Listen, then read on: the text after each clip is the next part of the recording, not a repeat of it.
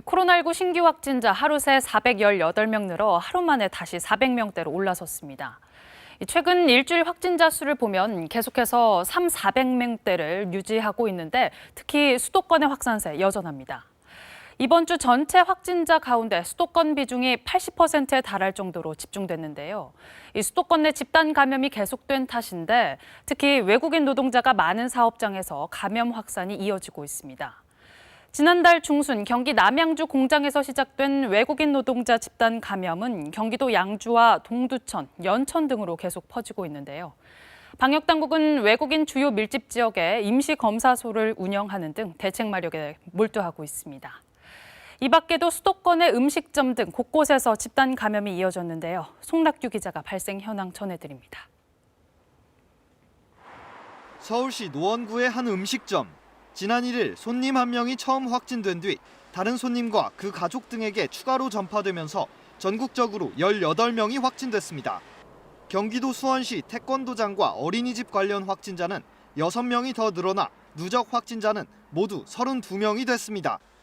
이처럼 수도권 곳곳에서 집단 감염이 이어지면서 전체 확진자 중 수도권 확진자가 차지하는 비중은 79.3%까지 상승했습니다. 방역당국이 긴장하는 이유입니다. 계절은 어느덧 봄이 되었지만 방역 상황은 여전히 살얼음 판입니다. 국내 발생 신규 확진자 수는 2주간 일평균 370여 명으로 좀처럼 줄어들지 않고 있습니다. 외국인 근로자가 다수 근무하는 사업장 관련 감염도 끊이질 않고 있습니다.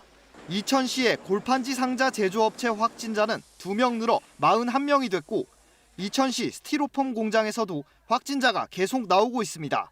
외국인을 대상으로 진단검사 행정명령을 내린 동두천시에서는 임시선별검사소를 통해 외국인 132명이 양성 판정을 받았습니다. 지난 1월 이후 전국 14개 사업장에서 근로자 523명이 확진됐는데 이 가운데 외국인은 421명이었습니다.